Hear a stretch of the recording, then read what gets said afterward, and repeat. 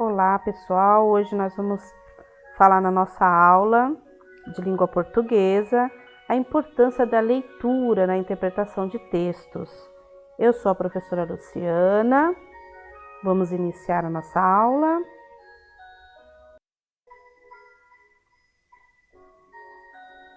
Quem lê constrói sua própria eficiência.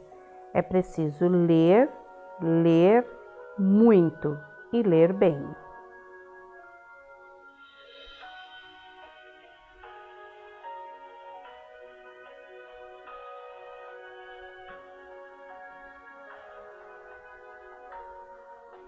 Eficiência da leitura. A leitura envolve algumas habilidades, interpretações e compreensão de texto. Processo: reconhecimento das palavras impressas, sílaba a sílaba, palavra a palavra, conjunto de palavras, captação de palavras em frases inteiras. Interpretação de pensamento do autor. Compreensão do pensamento do autor, reprodução da ideia e de modo pessoal. Eficiência da leitura. Deve-se fixar o que se lê. Boa leitura depende do número de fixação por linha. Captar um conjunto de palavras a cada fixação aumenta a velocidade da leitura. Quando se lê sílabas por sílaba, leitura mais lenta. Para mais eficiente, deve ser ler conjunto de palavras. Técnicas de leitura. Primeira técnica: sublinha. A arte de colocar em destaque as ideias principais e palavras-chave de um texto. Embora não haja normas fixas para a execução da sublinha, é importante que se crie um código pessoal. O hábito de sublinhar se adquire pela repetição, tornando-a mecânica.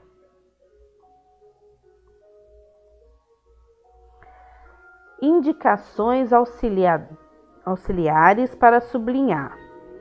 Não sublinhar a primeira leitura, a menos que se tenha prévio conhecimento do assunto. Sublinhar apenas o importante, ideias principais, dando destaque às palavras-chave. Com uma constelação, a ideia principal está circundada de outros elementos que só servem de suporte. Sublinhar, quando bem feita, possibilita releitura semelhante a telegrama. Passagens importantes ou duvidosas, traço ou à margem. Não interromper a leitura ao encontrar palavras desconhecidas. Anotar e depois procurar significado. Servir de palavras ferramentas, substantivo e verbo indicativo de relações entre ideias, como logo, portanto. Pode ainda usar asterísticos para cores. Técnica de leitura. Segunda técnica: esquema de resumos após a leitura. Serve para melhor captar, discernir, assimilar, gravar e facilitar a evolução futura dos conteúdos. Esquema: é o plano, linha diretriz seguida pelo autor no desenvolvimento do seu escrito. O plano delimita um tema e estabelece trajetória básica de sua apresentação, tornando possível uma visão geral. Esquema: regras para a elaboração. Ser fiel ao texto. Destacar no tema os títulos e subtítulos. Ser simples, claro. Não apenas reunir ideias e fatos, também subordiná-las. Manter sistemas uniformes de observação, gráficos e símbolos. Resumo: É formado por parágrafos com sentido completo. Comporta apreciação crítica a partir de uma composição assumida. Resumo. Regras para a elaboração de um resumo. Não resumir antes de ler. Esclarecer todo o texto. Sublinhar. Fazer breves anotações à margem do texto. Ser breve e compreensível. Percorrer especialmente as palavras sublinhadas e anotações à margens do texto. No caso de transcrição textual, usar aspas. Juntar as ideias integradoras, referências bibliográficas e críticas de caráter pessoal. Linguagem científica. Impessoal, clareza, concisão, despojadas de adjetivação, uso correto de formas de tratamento, objetividade, uso das normas técnicas. Forma de apresentação de textos. Resumo, resenha, projeto de pesquisa, relatório, monografia e dissertação. Bom, vamos agora falar um pouquinho sobre como é o formato dessa leitura para que a gente possa interpretar o texto de forma melhor. É importante para a gente também entender quais os benefícios da leitura.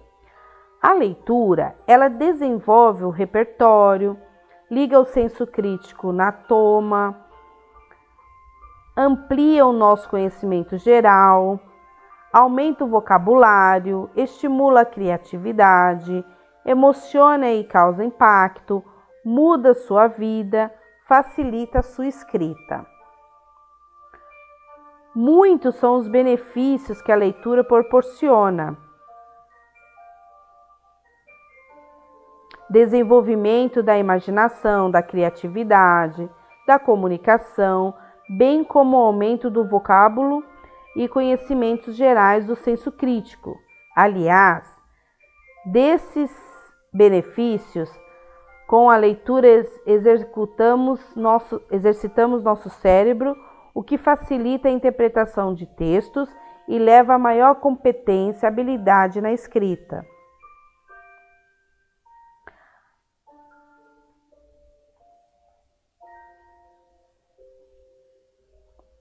Ao ler, o indivíduo adquire maior repertório, ampliando e expandindo seus horizontes cognitivos. Para além disso, estudos apontam que o ato de ler é muito prazeroso na medida em que reduz o estresse ao mesmo tempo que estimula reflexões. Por esse motivo, a leitura deve ser incentivada desde a educação primária. Incentivar os filhos pequenos em casa e criar hábitos são chaves importantes e fundamentais para que as crianças desenvolvam o gosto pela leitura. Uma dica é levá-los nas bibliotecas, livrarias ou mesmo contar histórias para eles. A leitura promove o desenvolvimento, apura o senso crítico, enriquece o vocabulário, aprimora a escrita, amplia o conhecimento, proporciona o entretenimento.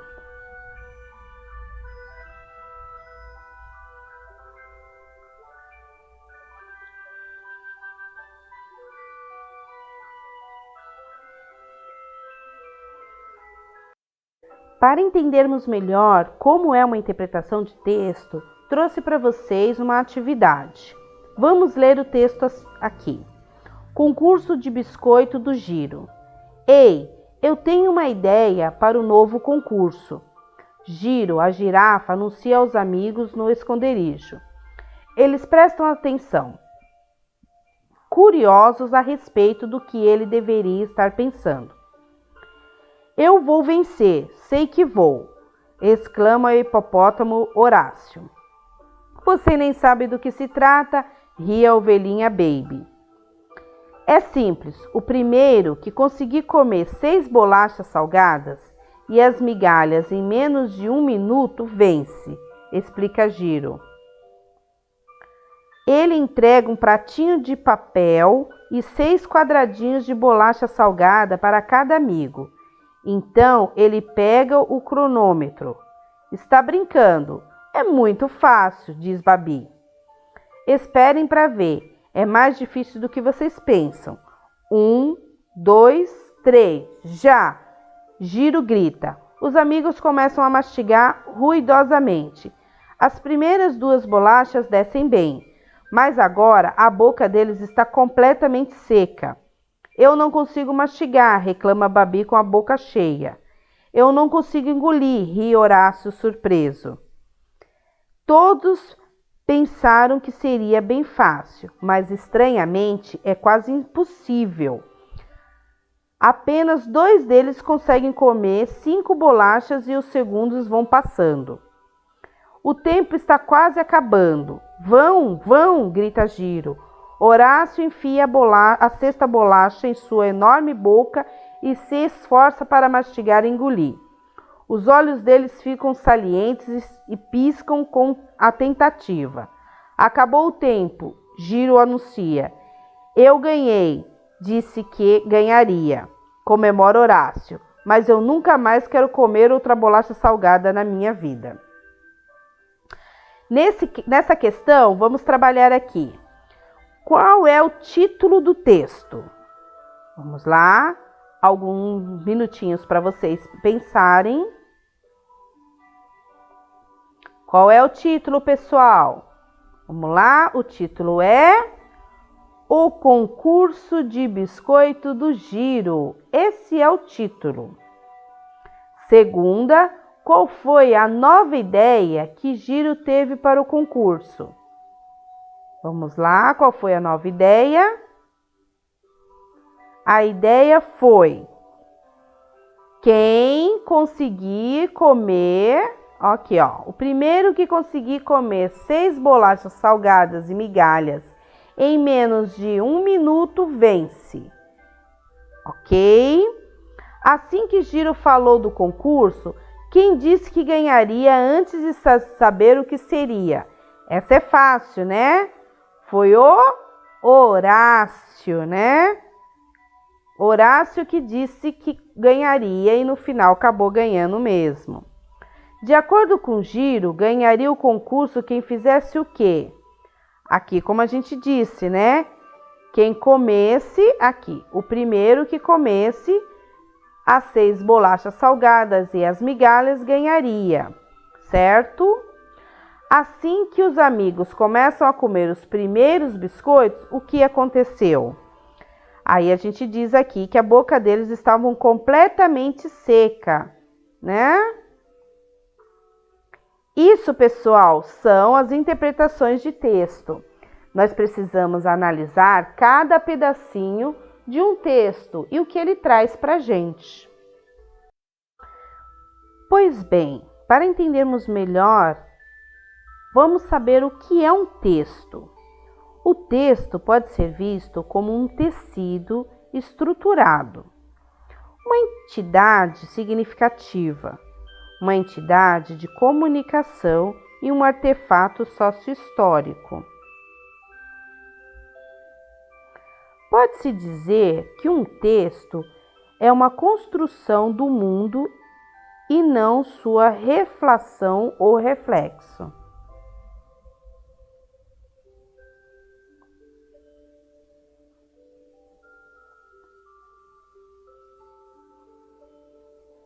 Um texto é um evento comunicativo em que convergem ações linguísticas, sociais e cognitivas.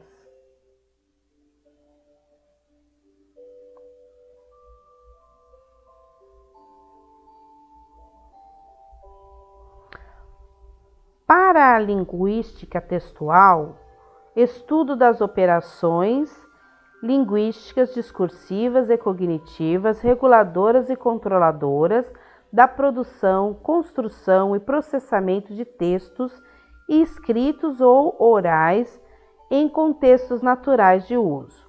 A teoria textual é muito mais heurística do que um conjunto de regras específicas enunciadas de modo explícito e claro. Heurísticas quer dizer que tem uma utilidade na descoberta científica, hipótese de trabalho adotada provisoriamente como uma ideia diretriz na pesquisa dos fatos, métodos pedagógicos que levam o aluno a aprender por si mesmo a verdade que lhe quer ensinar.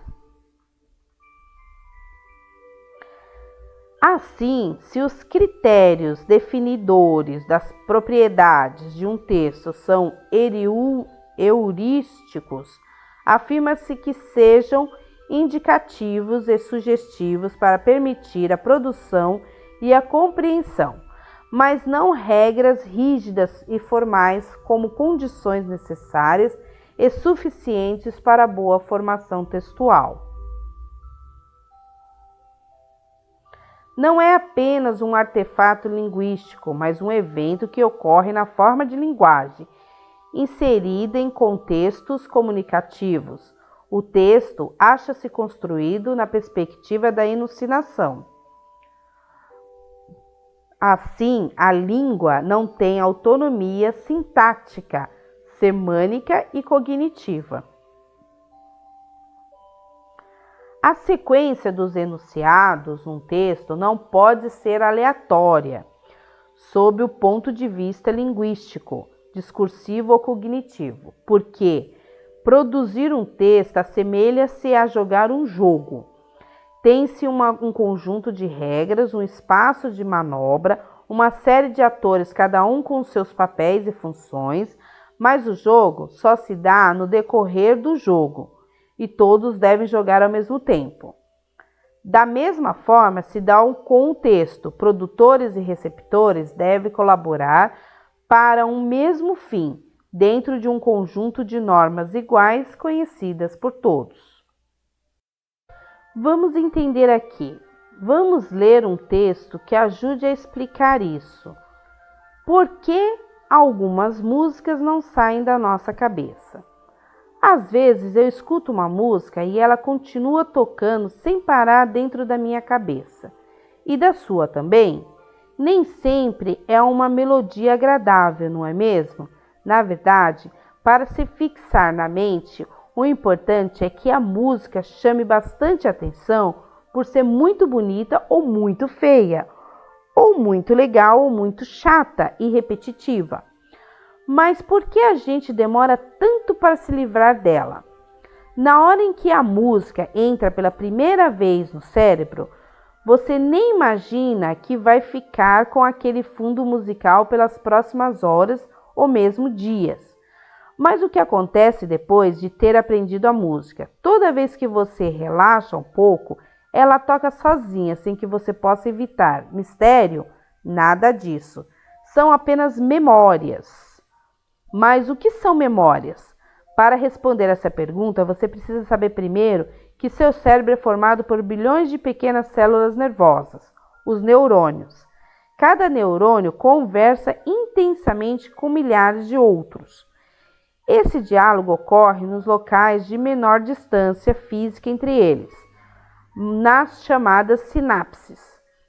Nossas memórias são estocadas conforme o número de encontros desses neurônios.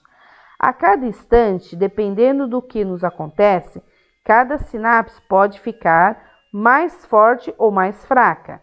Quando escutamos aquela música inesquecível, reforçam que a gente memorize a sequência de sons.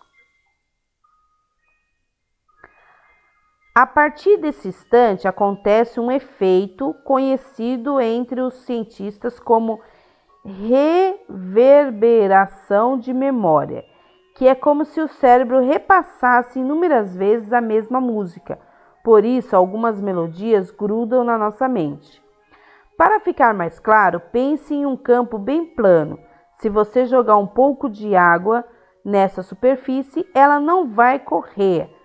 Foi apenas ser absorvida pela terra, certo? Mas se você cavar com a mão um caminho na terra e depois jogar a água, ela vai correr como se fosse um rio, certo? E é mais ou menos isso que acontece dentro da nossa cabeça, quando você ouve aquela música inesquecível.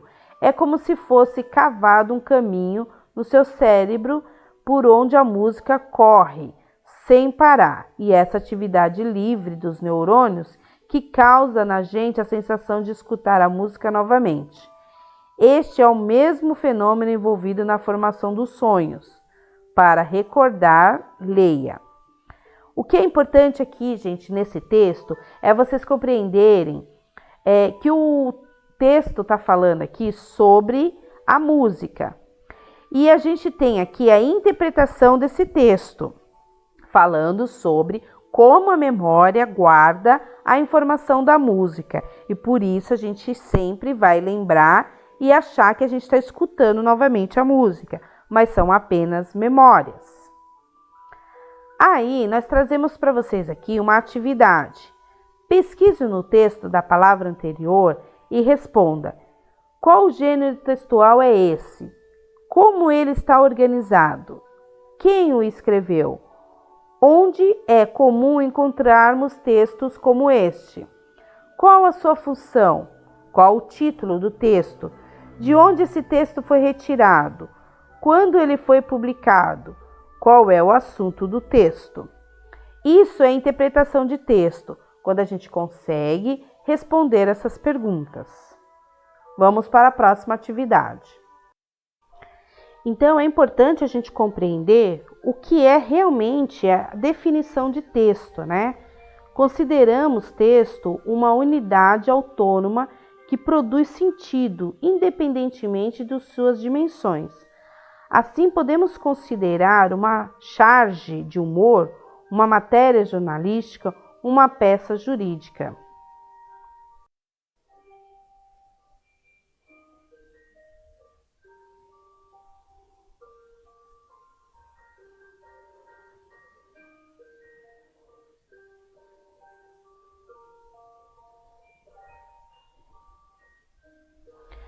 Texto e suas relações.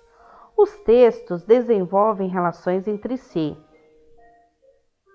sendo certo que, embora apresentem formatos diferentes, por vezes tratam de temas semelhantes. Falamos em interdiscursividade e intertextualidade. Exemplos: Mito da Caverna e Matrix.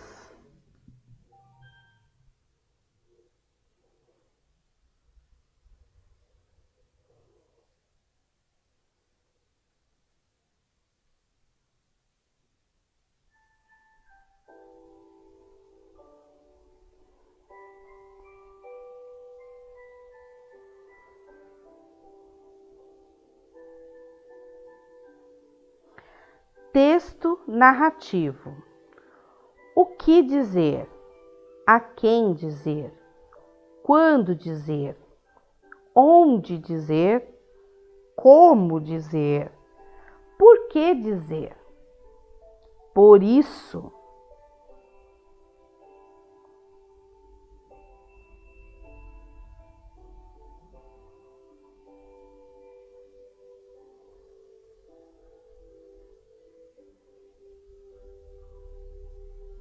Ao fazermos um texto ou lermos um texto, é necessário levarmos em consideração esse texto narrativo, principalmente na sua elaboração.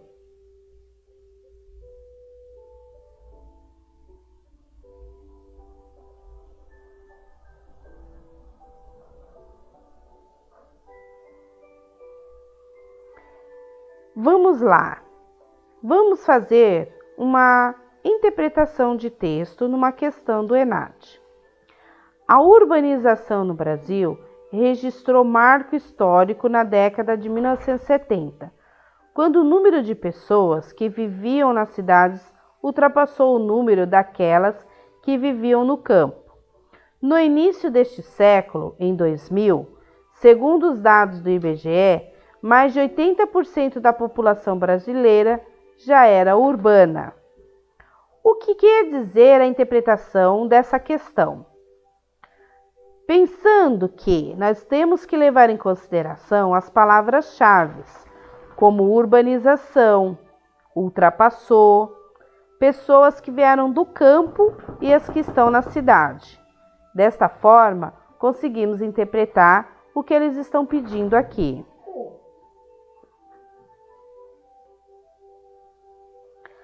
Vamos lá.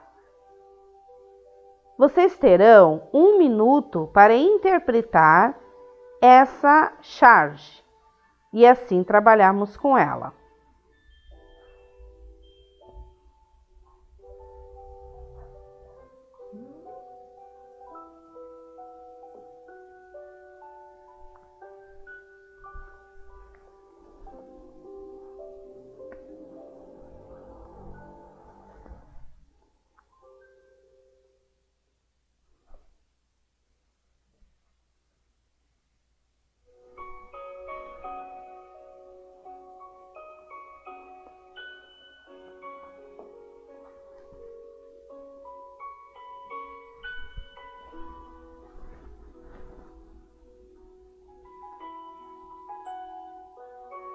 Vamos lá, pessoal?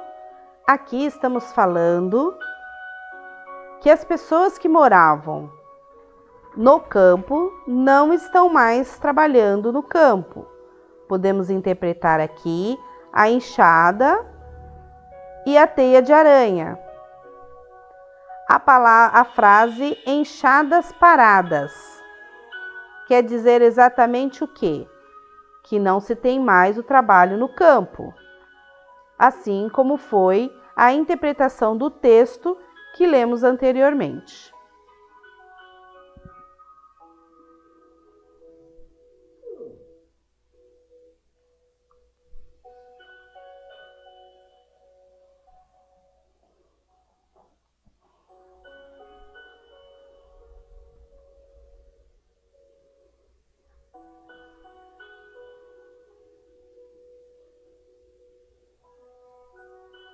Vamos ver mais uma aqui, mais uma interpretação de enxadas paradas.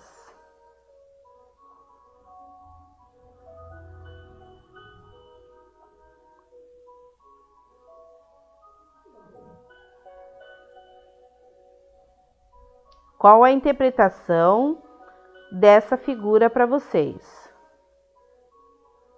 Vamos avaliar essa que vimos anteriormente e essas.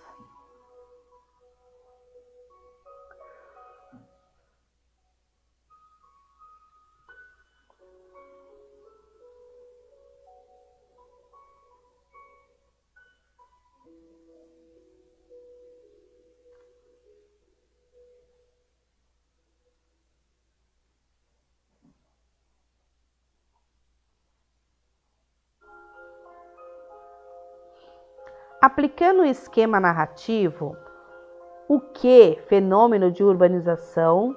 Quem? São os brasileiros. Onde? No Brasil. Quando? Na década de 70 e 2000. Como? Êxodo rural. Por quê? Latifúndios improdutivos. Por isso, cidades inchadas.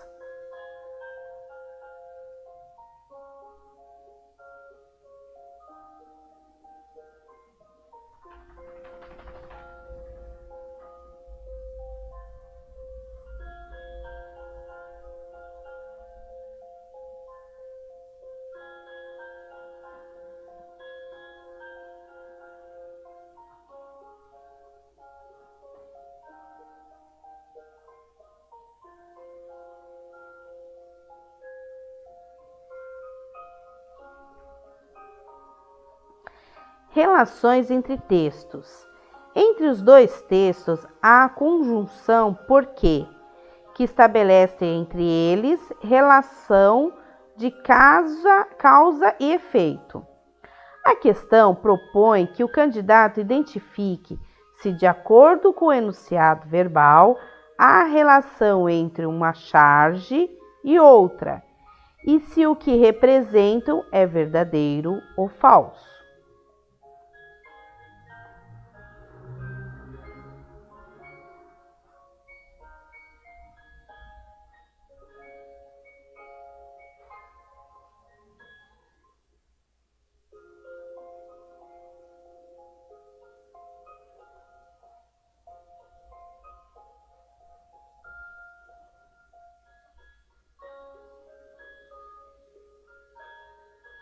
Resposta: as duas charges com efeito expressam a verdade, ou seja, a primeira trata de latifúndios improdutivos, por isso a enxada parada.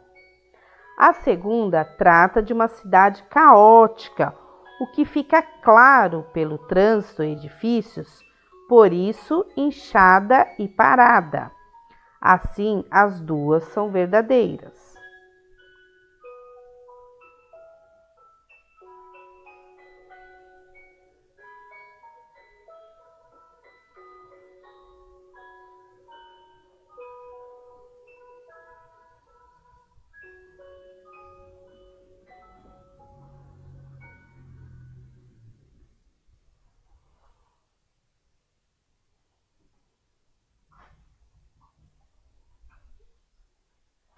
Conexões textuais.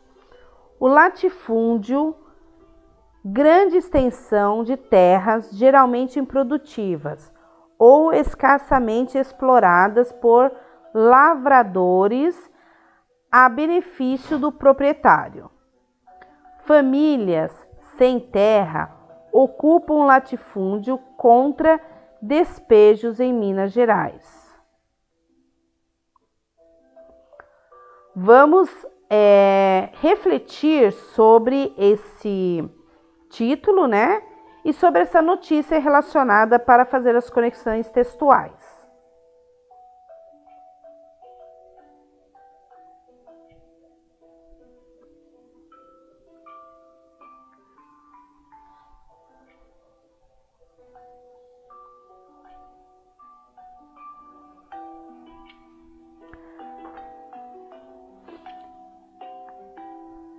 Agora, uma explica a outra. A relação é inversa, ou seja, a causa do inchaço das cidades é a existência dos latifúndios improdutivos. Importante, as conjunções conferem aos textos coesão textual, estabelecendo as relações entre períodos, além do porquê podem citar.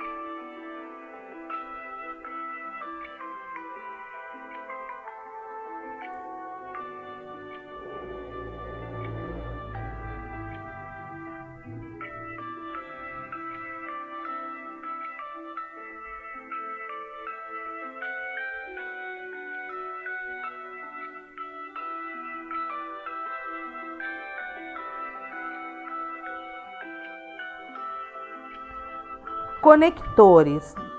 Não só, mas também além disso, ligação de argumentos em favor de determinada conclusão, isto é, ou seja, em outras palavras, reformulação do que foi dito, mas, porém, contudo, todavia, entretanto, contraposição de argumentos com predominância daquele que aparece sob a conjunção adversativa.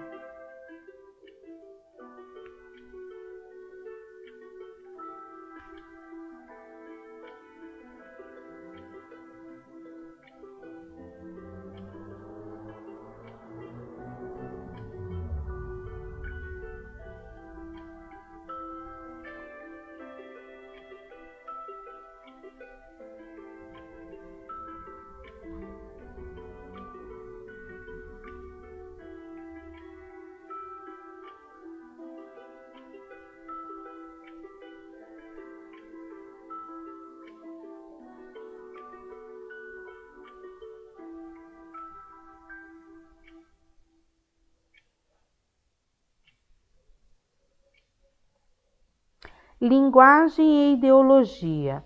Todo texto, ainda que de modo indireto, expressa a intenção do seu produtor. O mesmo ocorre com o ENAD. Se é feito por um governo socialista de esquerda, expressa ideologias próprias desta linha de ideologia. Levem isso em consideração para se preparar para o ENAD e para qualquer outro concurso público. Texto e contexto. Para a compreensão de um texto é essencial a noção de contexto, ou seja, informações que o leitor obtém de outras fontes e que forma seu universo de conhecimento. Veja o exemplo da questão 2 no ENAD. Como se sabe, a idade mínima para a criança trabalhar no Brasil é de 14 anos. Artigo 403 da CLT. É proibido qualquer trabalho a menores de 16 anos, salvo na condição de aprendiz a partir dos 14 anos. Teremos aí 1 minuto para vocês interpretarem o que diz a leitura desse texto.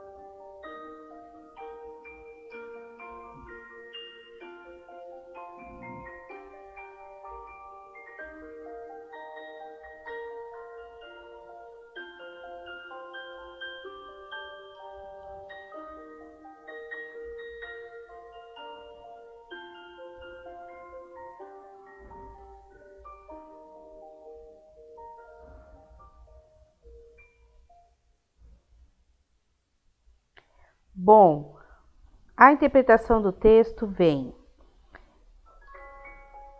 Vamos fazer uma analogia com essa charge. 1 minuto para vocês lerem e a gente fazer a analogia entre a charge e o texto do ENAD, ok?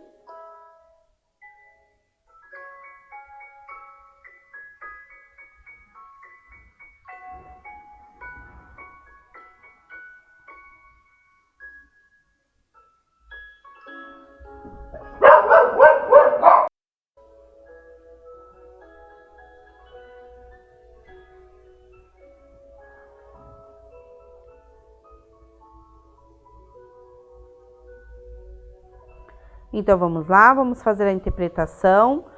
A conclusão entre as duas é: ora, tanto um quanto o outro, dando fornecimento, dão conta da exploração do trabalho infantil. Quer que seja pela criminalidade, quer que seja pelos que contratam menores irregularmente para exercer atividades laborais.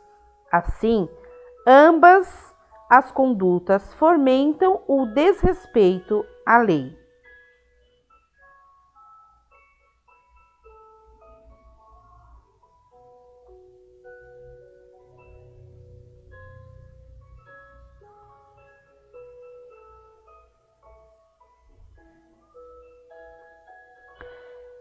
Excluindo alternativas absurdas.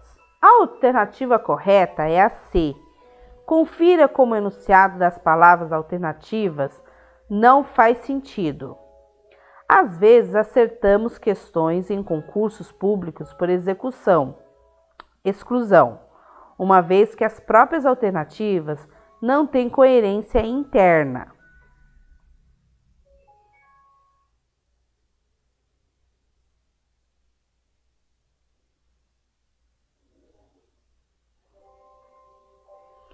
Por exemplo, questão número 3. Essa questão trata de tema extremamente atual, o que demonstra a necessidade de leitura permanente de periódicos e semanários pelos estudantes. Note que os textos, em geral, são extraídos de dados governamentais e de notícias veiculadas por periódicos de grande circulação. Função de linguagem. Referencial. Procura informar o destinatário de forma clara e objetiva, com foco no referente. Emotiva. O foco é o enunciador, ressaltando as relações do eu-tu. Fática. O foco é o canal de comunicação com a intenção de mantê-lo ativo. Metalinguística. O foco é o próprio código de linguagem. Funções de linguagem. Poética. Trabalha a mensagem tanto em seu plano de expressão quanto em seu plano de conteúdo. Conativa. Apelativa. Fica no destinatário e atua de modo a convencê-lo a agir de determinada maneira. O exemplo disso. Observe o slogan. Quais as funções de linguagem? Saco é um saco para a cidade, para o planeta, para o futuro, para você. Qual é a função da linguagem nesta imagem?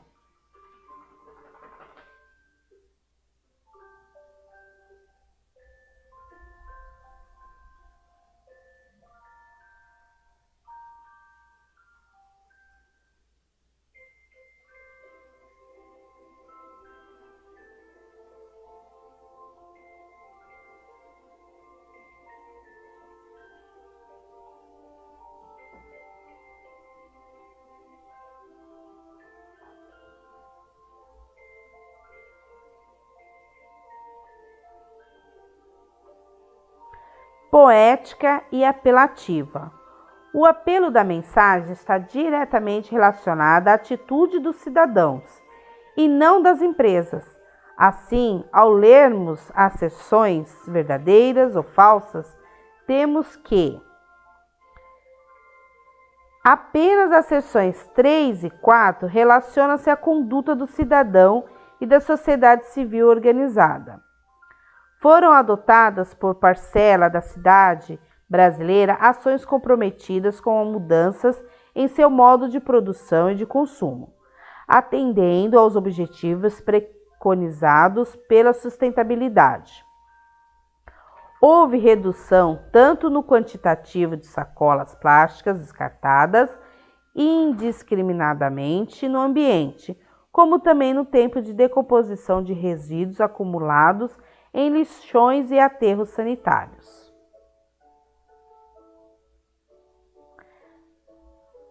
Observamos.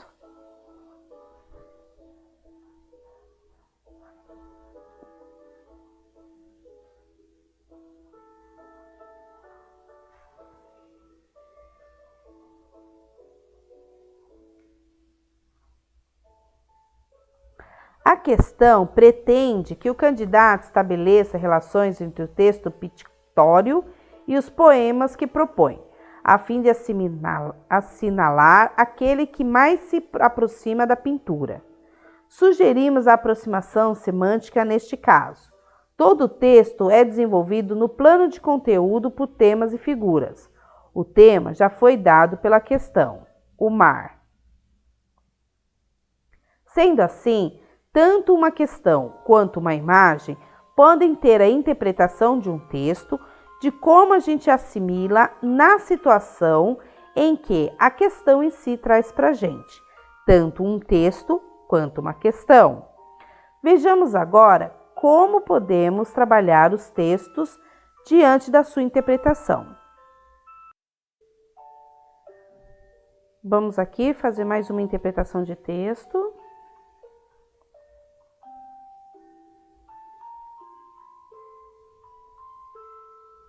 O primeiro dia de aula é o dia que eu mais gosto em segundo lugar.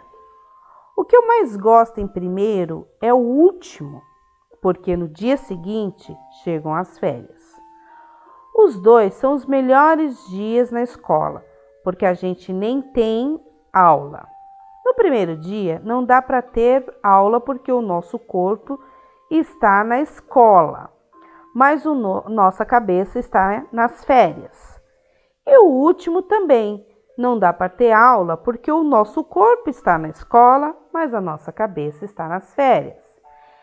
Era o primeiro dia e era para ser a aula de português, mas não era, porque todo mundo estava contando das férias. E como todo mundo queria contar mais do que ouvir, o barulho da classe estava mesmo ensurdecedor,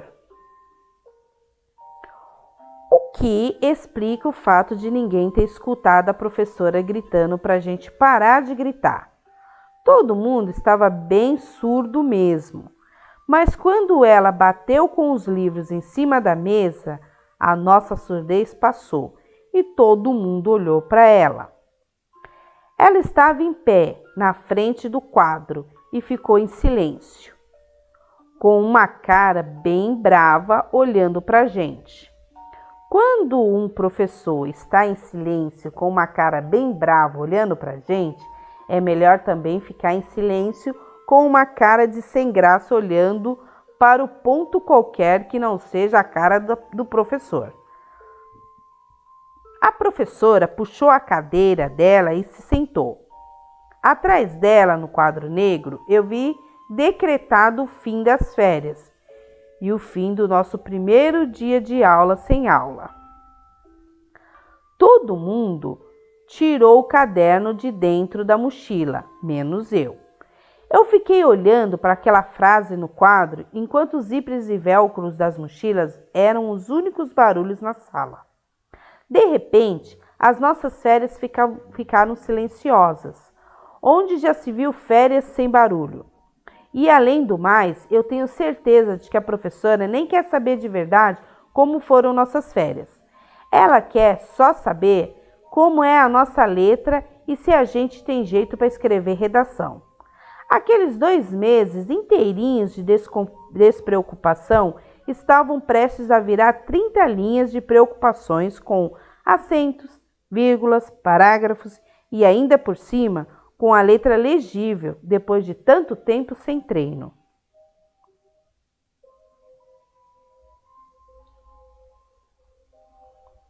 Eu sabia que as férias de ninguém iam ser mais as mesmas na hora que virassem a redação. E simples férias é legal, redação é chato. Quando a gente transforma as nossas férias em redação, elas não são mais as nossas férias, são a nossa redação. Perdem toda a graça.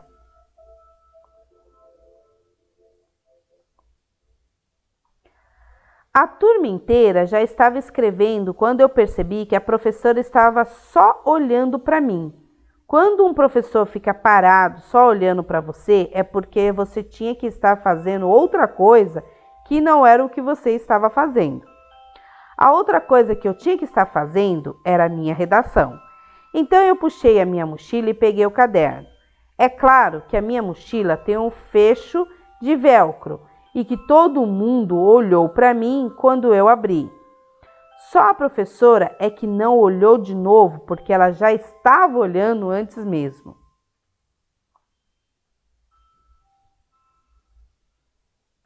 Peguei a caneta e nem sabia mais segurar direito a caneta. Escrevi: minhas férias. Mas a letra ficou péssima e eu resolvi arrancar a folha para começar bem o meu caderno. E todo mundo olhou de novo para mim, até a professora que já tinha parado de olhar. Troquei a caneta por um lápis, assim, se a letra ficasse horrível, era só apagar em vez de ter que arrancar outra folha. Coloquei as minhas férias lá no alto, bem no meio da página. Pulei uma linha, parágrafo. Minhas férias. Outro problema de transformar as nossas férias em redação é fazer os 2 meses caberem nas tais 30 linhas. Porque se a gente fosse contar mesmo tudo o que aconteceu, 30 linhas iam servir só para o primeiro dia de férias, e olhe lá. E aí você olha para o seu relógio e descobre que as 30 linhas, que pareciam poucas para contar todas as suas férias, viram muitas, porque você só tem 15 minutos de aula para fazer a redação. Começar as férias é a coisa mais fácil do mundo. Em compensação, começar uma redação sobre as férias é tão difícil quanto começar as aulas. Fiquei me lembrando como é que eu tinha começado as minhas férias de verdade. Assim, eu podia começar a redação do mesmo jeito. Mas eu comecei as minhas férias de verdade arrumando a mala para ir para a casa do meu avô. E agora só faltam 12 minutos para terminar a aula. E em 12 minutos eu não ia conseguir arrumar a mala. Pelo menos não do jeito que a minha mãe gosta que eu arrume. Então decidi começar as férias da minha redação direto na casa do meu avô. Minhas férias, eu sempre adoro minhas férias em casa do meu avô, principalmente porque não tem aula. Não, talvez esse seja o começo da redação muito pesado para o começo das aulas. Apaguei a segunda frase. Eu sempre adoro as minhas férias na casa do meu avô. Lá tem um campinho de futebol bem legal e uma turma de amigos bem grande. Isso é perfeito, porque um campinho sem uma turma grande não serve para nada. É uma turma grande sem campinho não cabe em lugar nenhum, que não seja um campinho. A gente passava o dia todo jogando futebol só para parar de jogar quando já está escuro e não dá mais para ver a bola. Então já é hora de jantar. Depois do jantar, os meus melhores amigos da turma vão para a casa do meu avô e a gente pode continuar jogando, só que futebol de botão, que não dá indigestão. Aí a gente pode jogar até tarde, porque o dia seguinte não tem aula e por isso que férias é bom. Achei que desse jeito a minha observação a respeito das aulas ficava mais sutil. Continuei. Teve um dia em que eu fiz um golaço, não no futebol de botão, no de verdade.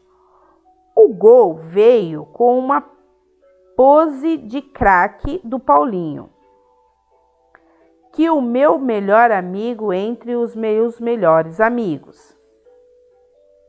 Meu amigo de turma, você sabe, para jogar futebol não adianta só ser bom de bola, tem que ter tática. O Paulinho driblou 1, 2 e eu vi que ele ia passar pelo terceiro. Ele também me viu e aí ele me enfiei pela esquerda e recebi a bola. Chutei direto e fiz um golaço tão grande que até furou a rede e estilhaçou em 1000 pedaços a janela do vizinho. Deu a maior confusão, porque enquanto a turma pulava, o vizinho apareceu bravo com a bola embaixo do braço e a mulher dele veio atrás. Eu tive até que parar com a minha comemoração. Mas a mulher do vizinho que veio atrás dele falou para que ele é criança, é mesmo assim, e a gente estava se divertindo, é assim mesmo que a gente estava se divertindo e que ninguém fez aquilo de propósito. E era verdade mesmo, porque a culpa não foi nossa, da rede ter furado. Aí acabou ficando tudo bem. O meu vizinho devolveu a bola, verificou a rede e disse que o meu gol foi mesmo um golaço, mas que era para a gente tomar mais cuidado com as janelas das casas do lado. O sinal tocou bem nessa hora e eu nem contei quantas linhas eu tinha escrito porque não ia dar tempo de mudar nada mesmo. Arranquei a folha e dei as férias para a professora. Bom, aqui a gente pode trabalhar a interpretação do texto em que ele escreve minhas férias. Vamos agora avaliar esse texto e depois nós vamos trabalhar quais são as funções da construção textual, ok? Vou dar um tempo para que vocês possam avaliar cada pedacinho do texto.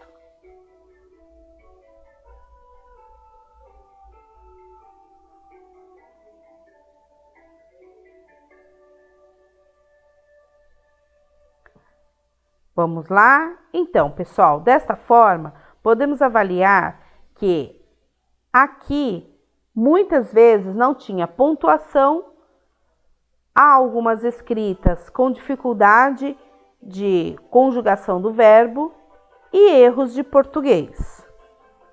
Para essa aula, continuaremos assim. Na próxima, iremos fazer as correções. Muito obrigada e até a próxima aula.